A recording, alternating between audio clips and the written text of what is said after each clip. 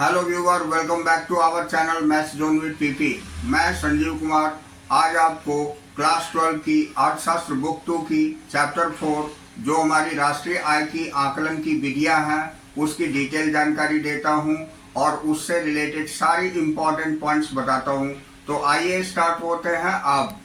तो आइए, आज की पहली टॉपिक है व्यय विधि द्वारा राष्ट्रीय आय का आकलन करने में शामिल चरण, यानी जिसे हम steps involving in estimating national income by expenditure method कहते हैं। तो इसमें हम देखेंगे व्यय विधि द्वारा राष्ट्रीय आय का आकलन करने में निम्नलिखित चरण शामिल होते हैं। तो हम फर्स्ट स्टेप में यानी चरण 1 में देखेंगे अंतिम व्यय करने वाली आर्थिक इकाइयों की पहचान करना, यानी स्टेप 1 में identification of economic units incurring final expenditure. तो इस चरण में घरेलू अर्थव्यवस्था में अंतिम व्यय करने वाली आर्थिक इकाइयों की पहचान करना शामिल है। इनमें परिवार, घरेलू क्षेत्र, उत्पादक क्षेत्र, सरकारी क्षेत्र तथा शेष विश्व क्षेत्र शामिल है। अब हम यहाँ चरण 2 देखेंगे। तो चरण 2 के अंतर्गत अंतिम व्यय का अनुमान लगाना, जिसे स्टेप 2 बोलते हैं एस्टिमेशन ऑफ फाइनल एक्सपेंडिचर। तो आइए, इस चरण में ऊपर पहचान की गई आर्थिक इकाइयों की अंतिम व्यय का अनुमान निम्नलिखित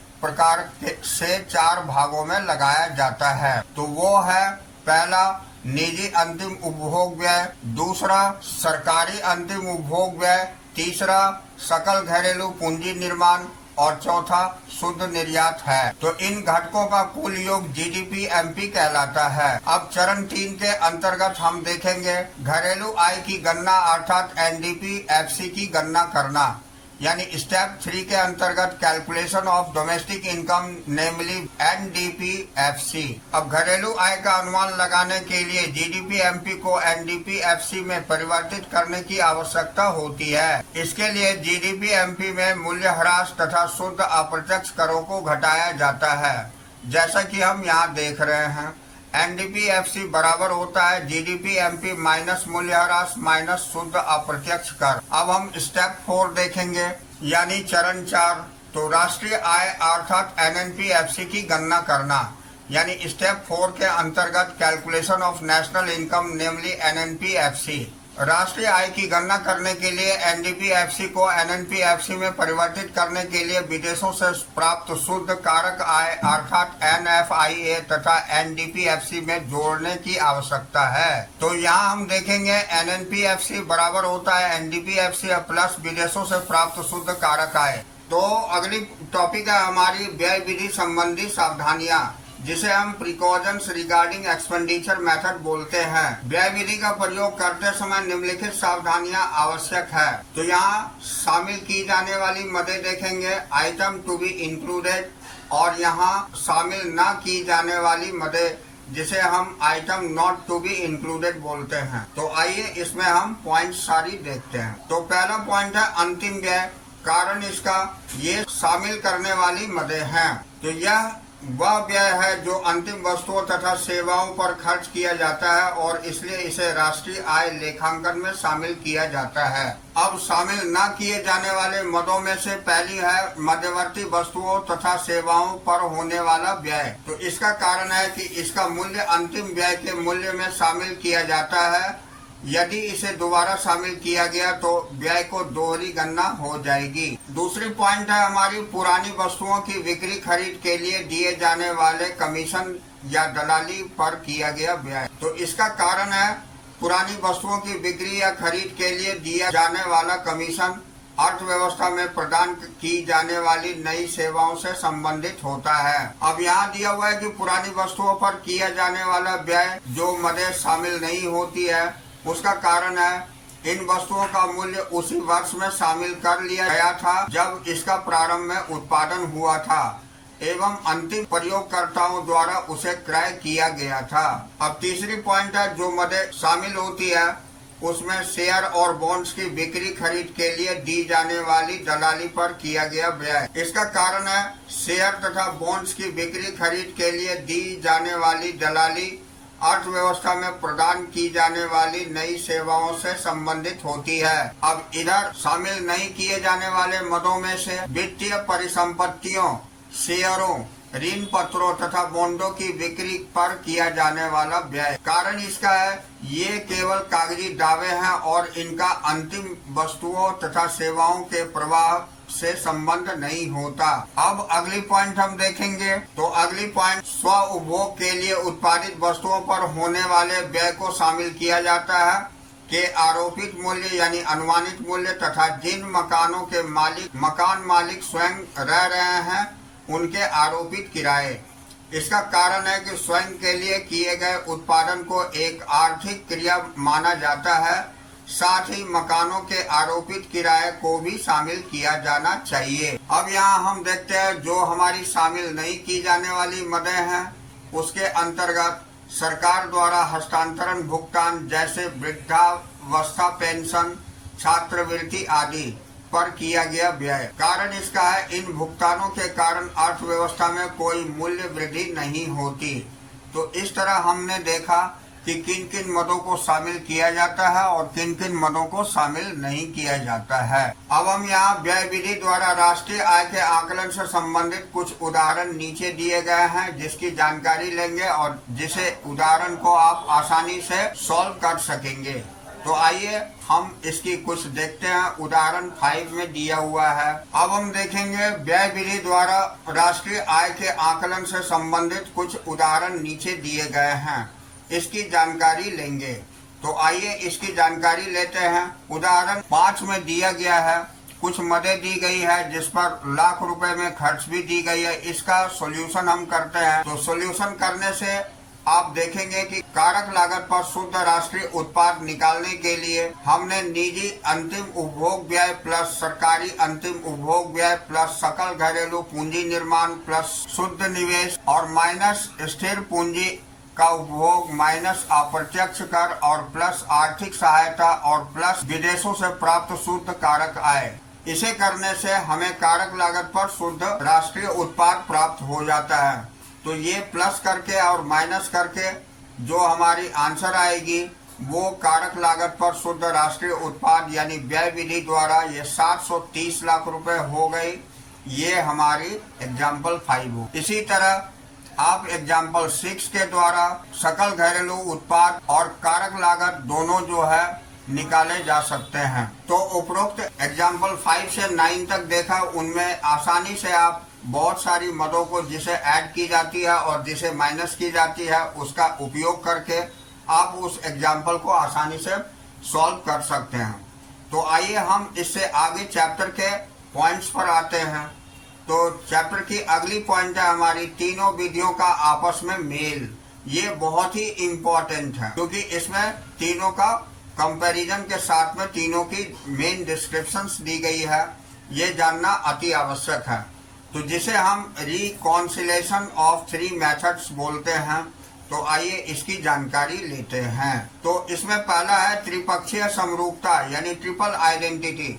तो इसमें दिए गए हैं कि नीचे दिया गया प्रवाह चार्ट यह दर्शाता है कि राष्ट्रीय आय के आकलन की अलग अलग विधियों का प्रयोग करके उनका आपस में मेल मिलाप कैसे किया जाता है। नेक्स्ट पॉइंट के अंतर्गत हम देखेंगे, हमें पहला मूल्य वृद्धि या उत्पाद विधि, दूसरा आय विधि तथा तीसरा व्यय विधि के प्रयोग से राष्ट्रीय आय के आकलन की समानता के रूप में त्रिपक्षीय समरूपता यानी ट्रिपल आइडेंटिटी प्राप्त होती है। यानी आप ये देखें कि राष्ट्रीय आय का आकलन हम 3 विधि के द्वारा करते हैं और ये तीनों विधियों की जानकारी ऊपर मिल चुकी है। अब अगली पॉइंट इसके अंतर्गत है, यह इसलिए होता है क्योंकि तीनों विधियां अर्थव्यवस्था में समान भौतिक उत्पादन के मूल्य को विभिन्न दृष्टिकोण से मापता है। तो यहाँ हम फ्लो चार्ट के द्वारा इसकी और भी डिटेल जानकारी प्राप्त करेंगे। तो आइए देखते हैं। यहाँ राष्ट्रीय आय के आकलन की 3 विधियां यानी 3 methods of calculating national income दिया हुआ है। तो सबसे पहला है मूल्य वृद्धि आय अथवा उत्पाद विधि। तो इसके अंतर्गत हम देखेंगे प्राथमिक क्षेत्र में बाजार कीमत पर सकल मूल्य वृद्धि प्लस उसमें कर देंगे द्वितीय क्षेत्र से बाजार कीमत पर सकल मूल्य वृद्धि और फिर प्लस कर देंगे इसमें तृतीय क्षेत्र से बाजार कीमत पर सकल मूल्य वृद्धि। यानी ये प्राथमिक क्षेत्र, द्वितीयक क्षेत्र और तृतीय क्षेत्र में जो बाजार कीमत पर मूल्य वृद्धि होगी, तीनों को ऐड करके हम मूल्य वृद्धि आय निकाल सकते हैं। उसके बाद इसमें हम बाजार कीमत पर सकल घरेलू उत्पाद जो GDP-MP जिसे बोलते हैं, उसमें माइनस कर देते हैं मूल्यह्रास और माइनस शुद्ध अप्रत्यक्ष कर, तो हमें घरेलू आय NDP-FC प्राप्त हो जाती है।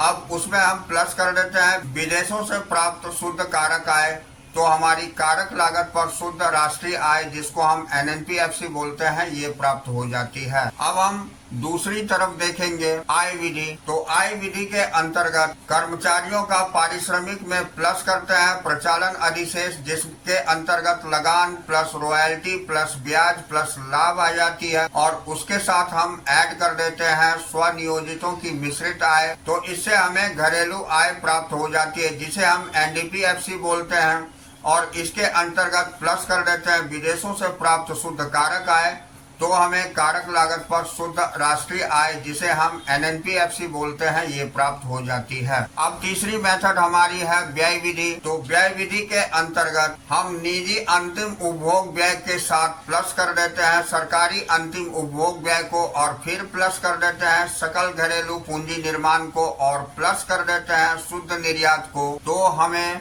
बाजार कीमत पर सकल घरेलू उत्पाद प्राप्त हो जाती है। अब इसमें हम अगर मूल्यह्रास माइनस करके और शुद्ध अप्रत्यक्ष कर माइनस कर देते हैं, तो घरेलू आय जिसे हम NDP-FC बोलते हैं, ये प्राप्त हो जाती है। उसमें हम प्लस कर देते हैं विदेशों से प्राप्त शुद्ध कारक आय, तो हमें कारक लागत पर शुद्ध राष्ट्रीय आय प्राप्त हो जाती है जिसे हम NNP-FC कहते हैं।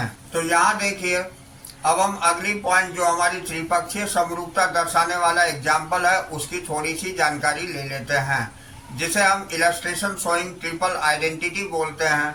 तो निम्नलिखित दिए गए आंकड़ों से पहला मूल्य वृद्धि, दूसरा आय विधि तथा तीसरा व्यय विधि द्वारा राष्ट्रीय आय का गणना करना है। तो यहाँ तीनों से करनी है। तो इसमें हमें एग्जाम्पल में मदें दी हुई है, ये सारी मदों के साथ में हम आकलन करते हैं, तो वो आकलन की विधियां दिखाते हैं। तो देखिए, हम इसकी सॉल्यूशन में आते हैं, तीनों सॉल्यूशन करेंगे। तीन विधियां जो हमारी दी हुई है राष्ट्रीय आय के आकलन की, उससे हम इस ऊपर के उदाहरण की एग्जाम्पल को सॉल्व करेंगे। तो 3 methods of calculating national income में सबसे पहली है मूल्य वृद्धि आय अथवा उत्पाद विधि।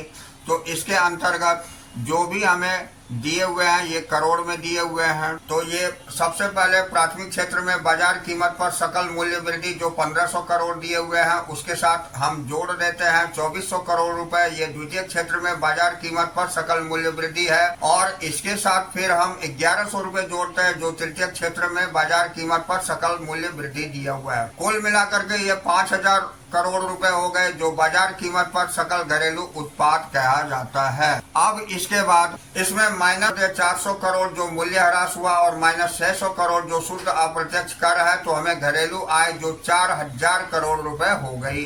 अब इसमें हम 90 करोड़ रुपए विदेशों से प्राप्त शुद्ध कारक आय जोड़ देते हैं, तो ये हमें 4090 करोड़ रुपए कारक लागत पर शुद्ध राष्ट्रीय आय NNP-FC प्राप्त हो जाती है। तो ये हमारी विधि थी मूल्य वृद्धि आय तथा उत्पाद विधि। अब हम दूसरी विधि जो हमारी आय विधि है, इसकी जानकारी प्राप्त करते हैं। तो इसमें 1400 करोड़ रुपए ये कर्मचारियों का पारिश्रमिक में प्लस कर देते हैं, 1000 करोड़ प्रचालन अधिशेष, और इसमें प्लस कर देते हैं 450 जो लगान प्लस रॉयल्टी होती है। अब इसके साथ में हम 650 ऐड कर देते हैं ब्याज और लाभ को, और प्लस कर देते हैं हम 500 करोड़ रुपए जो स्वनियोजित की मिश्रित आय होती है।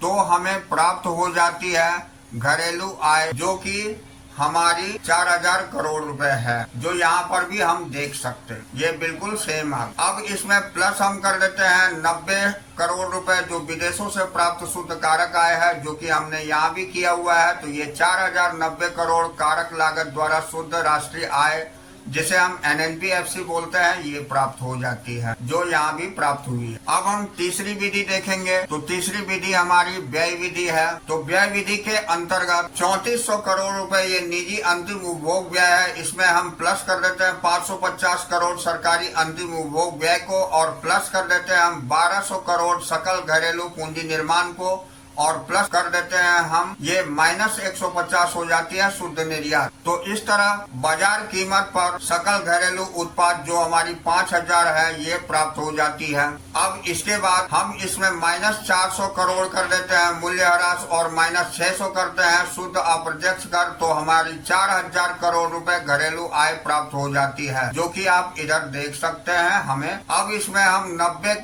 करोड़ रुपए जो विदेशों से प्राप्त शुद्ध कारक आय है, ये तीनों में जोड़नी पड़ती है, ये ध्यान रखेंगे। तो इससे 4090 करोड़ रुपए प्राप्त हो जाती है कारक लागत पर शुद्ध राष्ट्रीय आय, जिसे हम NNPFC बोलते हैं। तो ये तीनों विधियों से हमें 4090 करोड़ रुपए प्राप्त हुई। यहाँ भी हमारी 4090 करोड़ कारक लागत पर शुद्ध राष्ट्रीय आय NNPFC के द्वारा प्राप्त हुई।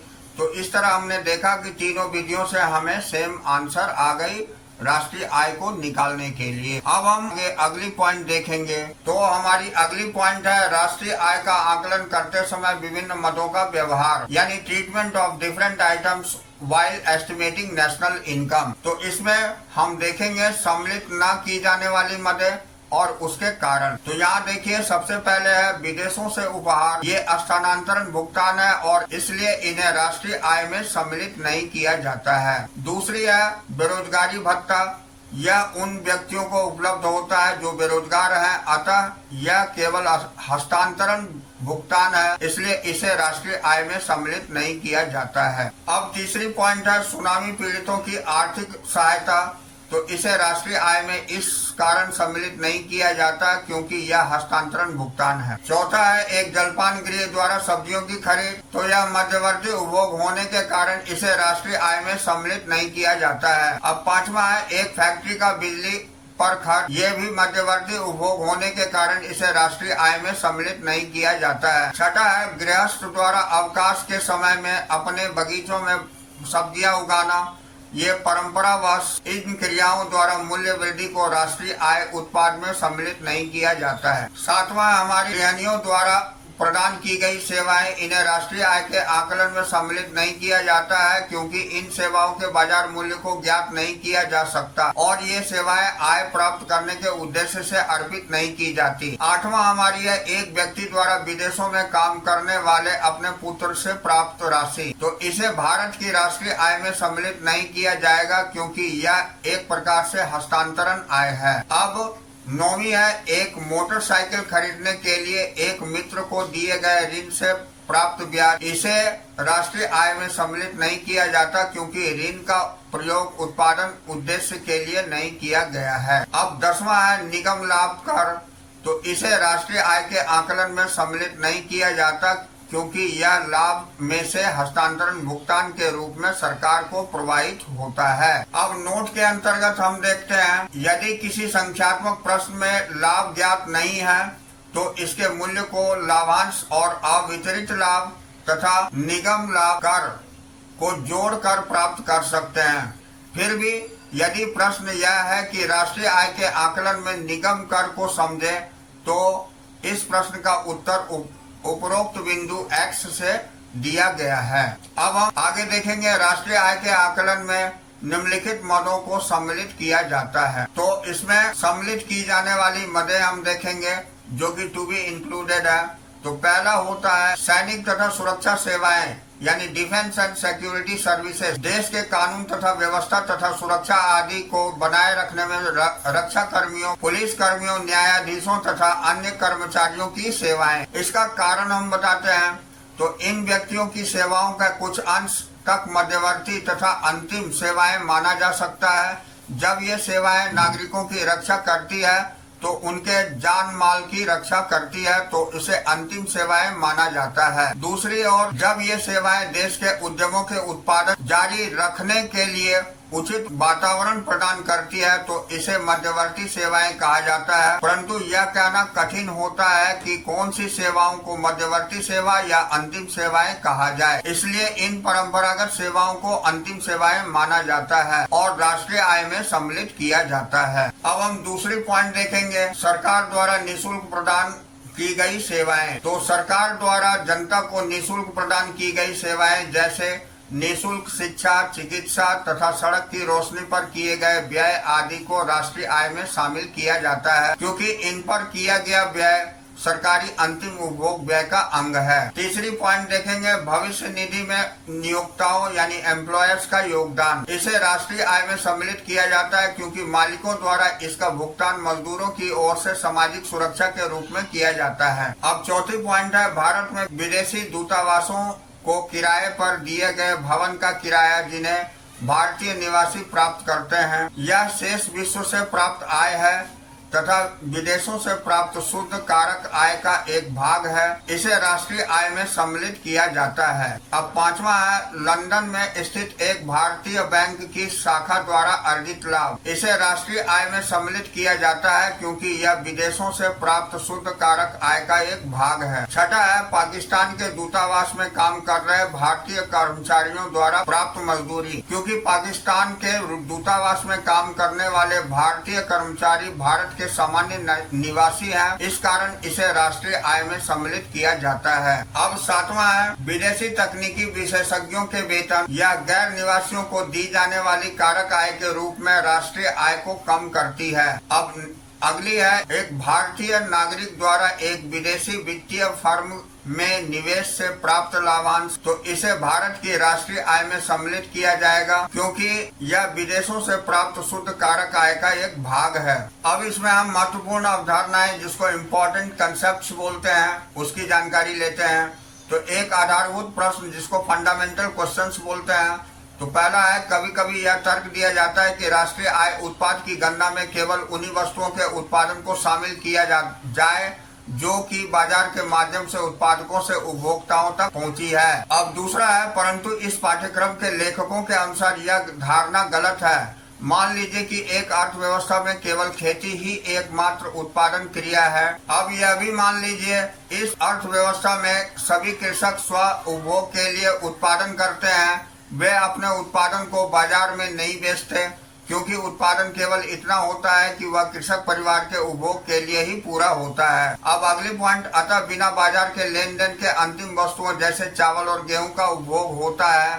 यदि केवल बाजार के माध्यम से ही वस्तुओं का रिकॉर्ड किया जाता है तो उपरोक्त अर्थव्यवस्था को शून्य उत्पादन आय अर्थव्यवस्था कहा जाएगा। किंतु ऐसा कहना हास्यास्पद है। क्या कोई भी अर्थव्यवस्था बिना उत्पादन के चल सकती है?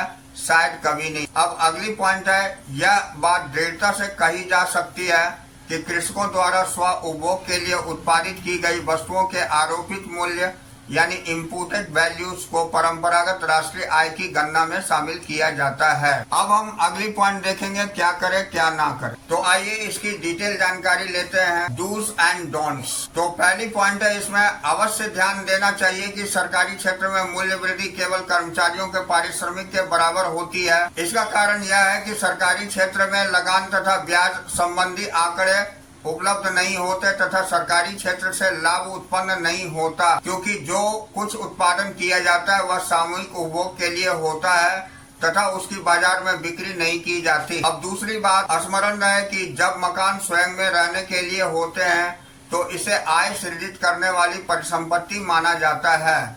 स्वयं के रहने के लिए मकानों की स्थिति में आरोपित आय का अनुमान बाजार में प्रचलित किराए के आधार पर लगाया जाता है। इसे मालिक के द्वारा स्वयं के रह रहे मकान का आरोपित किराया इम्पुटेड रेंट कहा जाता है। इसे वर्ष के दौरान प्रजनित कारक आय का एक भाग माना जाता है। अब तीसरी है निर्वाह खेती, जिसको हम सब्सिस्टेंस फार्मिंग बोलते हैं। तो के उत्पाद के बाजार मूल्य का अनुमान लगाना कभी न भूले। बेशक जब इसे बिक्री के लिए बाजार में नहीं ले जाया जाता है तो इस मूल्य को जीडीपी के अनुमान में शामिल किया जाता है। भले ही जब इसे बाजार के माध्यम से कोई लेन देन शामिल नहीं होता है हालांकि कभी कभी रसोई बागान यानी कि किचन गार्डनिंग के माध्यम से हमें उपलब्ध सब्जियां तथा अन्य सामान अर्थव्यवस्था में सकल उत्पाद की घटक नहीं होती, क्योंकि ये सामान्यतया अवकाश के समय की गई क्रियाओं यानी लेजर टाइम एक्टिविटी से संबंधित है। यह अर्थव्यवस्था के उत्पादक इकाइयों की उत्पादन क्रियाओं के विपरीत है। अब हम अगली पॉइंट देखेंगे। तो निसंदेह एक व्यक्ति आयकर का भुगतान अपनी कारक आय फैक्टर इनकम में से करता है, परंतु कर यानी कि टैक्स एक कारक आय नहीं है। यह सरकार को किया गया एक हस्तांतरण भुगतान है। तदनुसार इस प्रश्न को कभी भी हाँ न कहें। इसका हम राष्ट्रीय आय के अनुमान में आयकर को शामिल करते हैं। उत्तर है नहीं। निगम कर कॉर्पोरेट टैक्स के साथ इसी प्रकार का व्यवहार करना चाहिए। तो यहाँ हमारी चैप्टर फिनिश हो जाती है। आज की क्लास हम यहीं ओवर करते हैं। तो that's all for today. We will meet again on the next class.